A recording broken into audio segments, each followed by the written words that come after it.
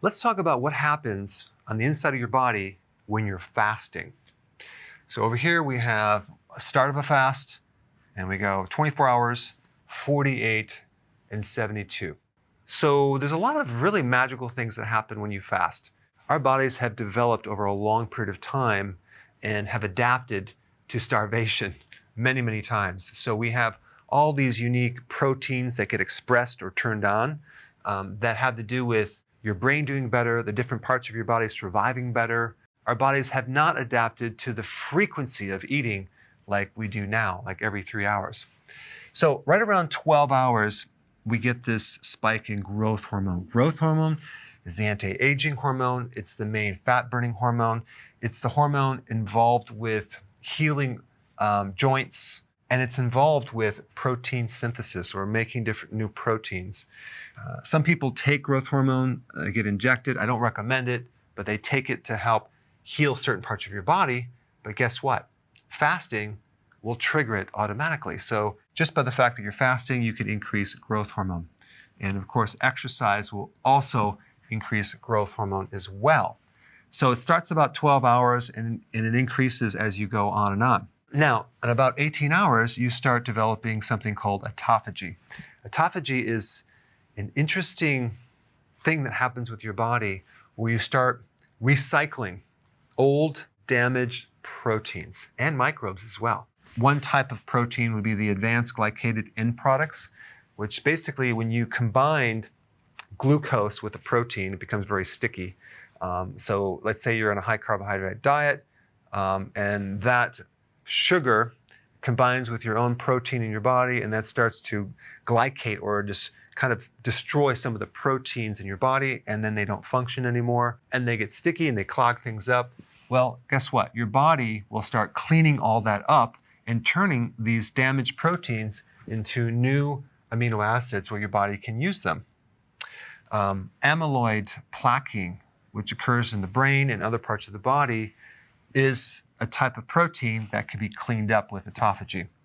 So it's any type of cellular proteins that are not working anymore in your body. Autophagy will start cleaning that up and start to renew the tissue.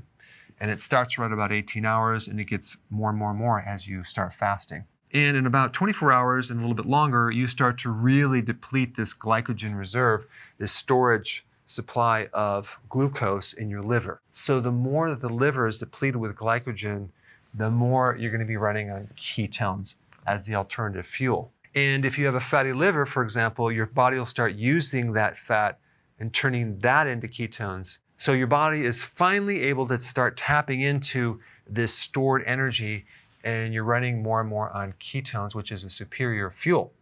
And because you're running on ketones, ketones are an appetite suppressant. So your hunger goes away, cravings are gone. They're antioxidants, so you're building up your antioxidant reserve. They provide more oxygen, so your body is running on more oxygen, less CO2. It's more efficient. And because ketones are a much more efficient fuel than glucose, the thyroid does not have to work as hard.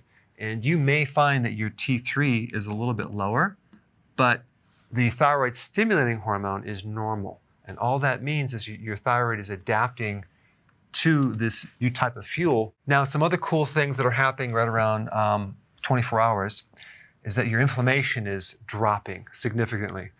If you wanted to even speed it up more, you can add some vitamin D to that, and that will really help you. So any type of conditions that involve inflammatory states like arthritis, bursitis, autoimmune type conditions start to improve about 24 hours. You start getting more gut healing because the gut now doesn't have to work so frequently with the gallbladder being stimulated and the pancreas stimulating its enzymes. The gut finally has a chance to just chill out. So if you have this condition called SIBO, which there are microbes in the small intestine, and they should normally be in the large intestine, that starts to become corrected.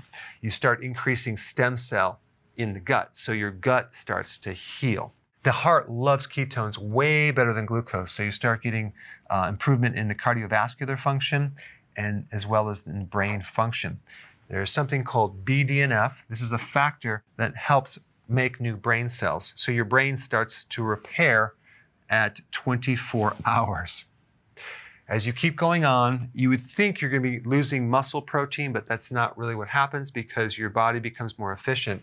And there are certain genes that are sparing proteins, so it's not using muscle protein. So the efficiency of fuel is much better. Plus with autophagy, you're using the old damaged proteins and giving you new proteins. So the combination is really good. So the amount of nutrition that you really need to run the body is a lot less because the body just dials down and it can run on a less amount of nutrients. So that's a positive thing. Now, the other thing that happens during autophagy is that you're also cleaning out microbes and fungus and mold and yeast. And to kill off those microbes, your body develops certain oxidants, and you also have antioxidants on the flip side. So your body actually makes things like hydrogen peroxide to kill off microbes, but it also, on the flip side, makes its own antioxidants to actually protect the body against the oxidation. So we have this entire balance. It's only when we have lower amounts of antioxidants and higher amount of oxidants that we get this thing called oxidative stress, which things start breaking down. But when you're doing fasting, you're getting a nice balance of more antioxidants and your body's starting to heal. Now, when you get to 48 hours, you really start to stimulate the stem cells. These are undifferentiated cells. In other words, they're cells that don't have a purpose. So they can turn into this tissue or that tissue depending on what the body needs. So you start to stimulate the stem cell and get more healing and more repair, more anti-aging. You also get decreased risks of certain types of cancer. You get shrinkage of certain tumors. You start making more mitochondria. Now, if you push it and go up to 72 hours, you get even more stimulation of stem cells, okay, and better immune function. But when you actually get into 72 hours or greater, I recommend you do that as a periodic thing, simply because a lot of people going into this have nutritional deficiencies in there. If you jump in too fast, you can get a little bit dizzy, you can have some side effects, so you want to gradually do this over a period of time. But those are some general things that happen when you're fasting. I recommend doing intermittent fasting on a regular basis, okay? And probably a good average pattern of doing this would be going 18 hours of fasting with a 6-hour window. So you would eat and then wait 6 hours later and then eat and then fast for 18 hours. This would be a really good pattern to follow. And then you can actually make it more strict over time depending on how you do. Then what you can do is periodic prolonged fasting to achieve additional health benefits, whether it's for your immune system because you have an autoimmune problem, or you just want to look younger with your skin, or you want more brain cells, you want better heart function, better gut function, or let's say you have cancer and you want to improve that. Because one thing that fasting will do is it will increase your resistance to stress. And even if someone's on chemotherapy, it will actually help the body's resistance against chemicals and poisons, which is quite remarkable. Make sure you take your minerals during fasting. So I know a lot of people recommend just doing either a water fast, you're just drinking water, or a dry fast where you're not drinking anything. I recommend doing a water fast with nutrients just because if you are deficient, you can have problems. So you want your minerals, you want your B vitamins, and you want your salt. Very important. Right around 8 o'clock in the morning, you have the spike in cortisol.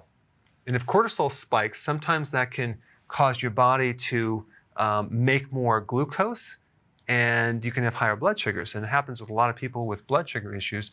Nothing to worry about. That will improve over time. But if you just add exercise in the morning, that will burn off some of that extra sugar. And if you're fasting, it's not coming from your diet, it's just coming from your liver making glucose, making a little too much because maybe the cortisol is too high. Okay, so just wanted to point that out, and I have videos on that. I'll put a link down below. It's called the dawn phenomenon. Now, if your LDL, so-called bad cholesterol, which is not really bad, low density lipoprotein is increased, the reason for this, especially if you're not consuming any type of significant carbohydrates and you're doing fasting, this is increased from a different reason. think about one of the purposes of LDL.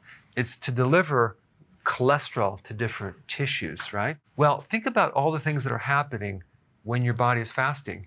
You are going through a major healing process. And cholesterol is the raw material for your cell membranes, for your brain, to make hormones, to make vitamin D, to make bile. 40% of all the cholesterol in your body is there to supply the membrane of your cells, which is essential to protect the cell and allow for things to go in and out of the cell. So maybe one of the reasons why your body might need the cholesterol to be transported through this carrier protein is healing the cellular membranes. Or it could be that it needs to have the raw material to make more hormones. I would not worry about that if you are concerned. There are various tests that you could do to determine what's happening to this cholesterol. Is it doing damage or not? But I would not worry about it. But anyway, I wanted to create a video just to kind of show you what happens to the inside of your body when you're fasting. Thanks for watching. So if you want more knowledge on how to create a healthy body, subscribe now and get daily notifications.